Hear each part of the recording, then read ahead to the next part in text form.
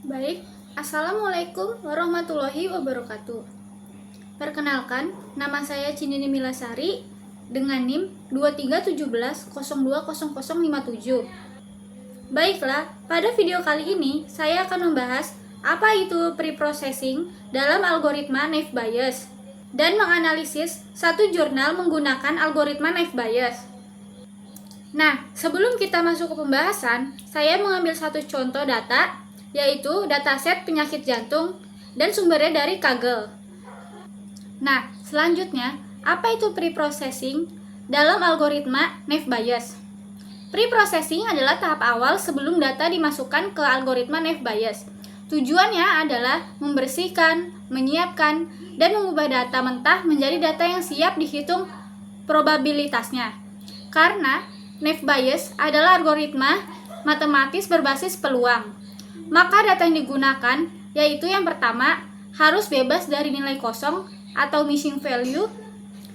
Yang kedua harus bertipe numerik atau bisa dihitung frekuensi dan harus mempresentasikan atribut dengan jelas. Kalau data masih kotor, tidak lengkap, atau dalam bentuk teks bebas, maka algoritma tidak bisa menghitung peluangnya dengan benar.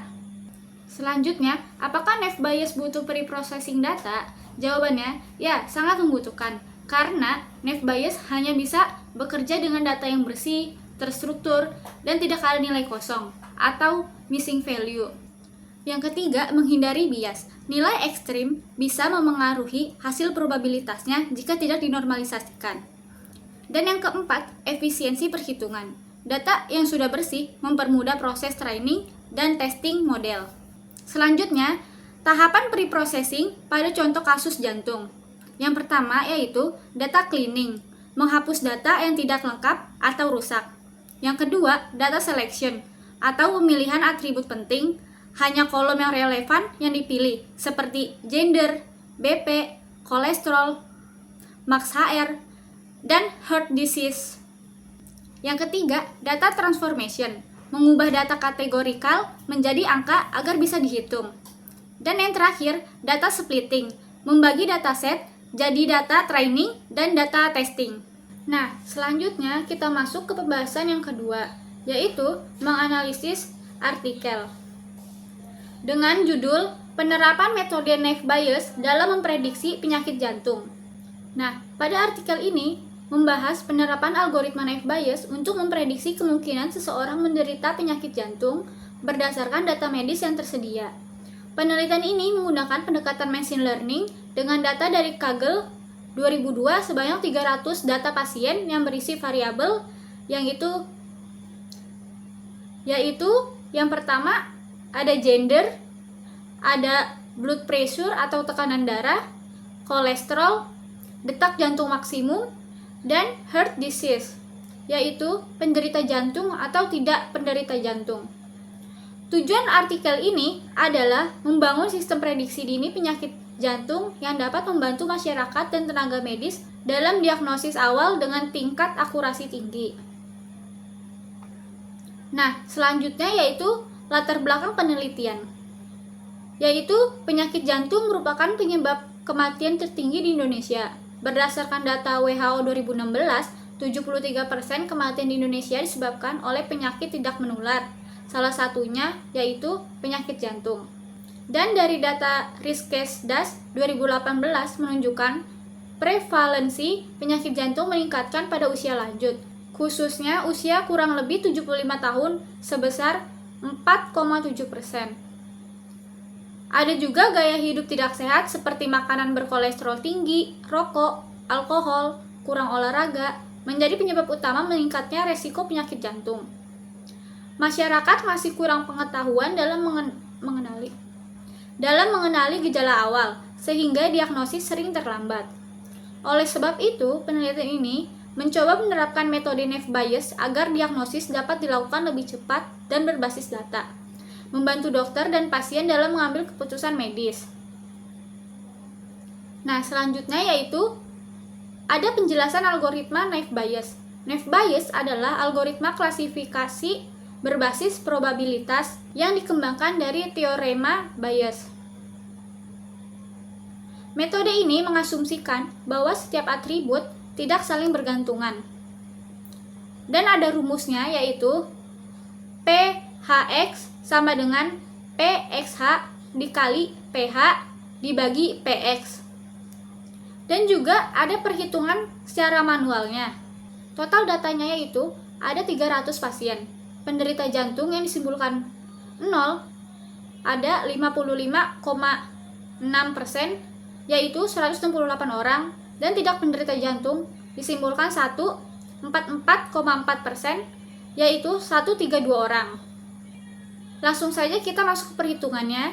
Misalnya gendernya perempuan, BP-nya high atau tinggi, kolesterolnya juga tinggi, dan maks HR-nya low atau rendah. Selanjutnya, langkah perhitungannya. Nah, yang pertama itu kita menghitung probabilitas awalnya, di mana yang mempunyai penyakit jantung 168 dibagi 300 yaitu 0,56, dan tidak ada penyakit jantung yaitu 132 dibagi 300 yaitu 0,44. Selanjutnya, kita menghitung probabilitasnya tiap atribut terhadap kelas.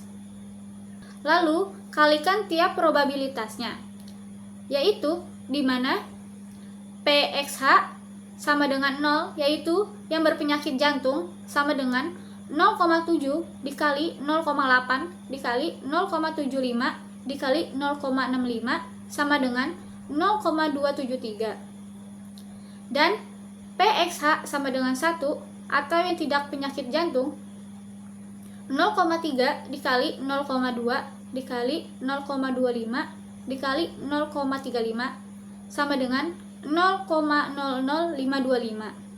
Selanjutnya kita kalikan dengan prior, yaitu hasil yang tadi kita kalikan tiap probabilitasnya dikali dengan prior, di mana yang berpenyakit jantung yaitu hasilnya 0,153 dan tidak berpenyakit jantung yaitu 0,0023. Selanjutnya yaitu kita bandingkan hasilnya. Karena 0,153 lebih besar dari 0,0023, maka pasien diprediksi menderita penyakit jantung.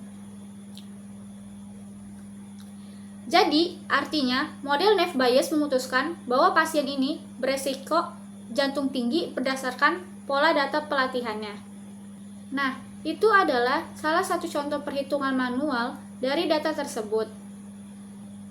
Nah, selanjutnya pengujian data. Penelitian ini menggunakan pembagian data untuk menguji data sebanyak 3 bentuk rasio pembagian data. Berikut ini pembahasan penelitian untuk menentukan nilai Neve Bayes terbaik ke dalam rincian sebagai berikut. Yaitu yang pertama, rasionya 80/20 dan akurasinya 76%, dan yang kedua 70/30, akurasinya 81%, dan yang ketiga 60/40, akurasinya 66%. Nah, berdasarkan tabel di atas, pada pengujian rasio 80/20, maka diperoleh akurasi 76%. Pada pengujian rasio 70/30, diperoleh nilai akurasi 81%. Dan pengujian rasio 60/40, diperoleh nilai akurasi 66%. Sebuah performance pada Neve Bayes dapat dihitung nilai rata-rata sebesar 74,3%. Perbandingan dari pengujian metode Neve Bayes di atas diperoleh rasio 70/30 adalah akurasi yang terbaik.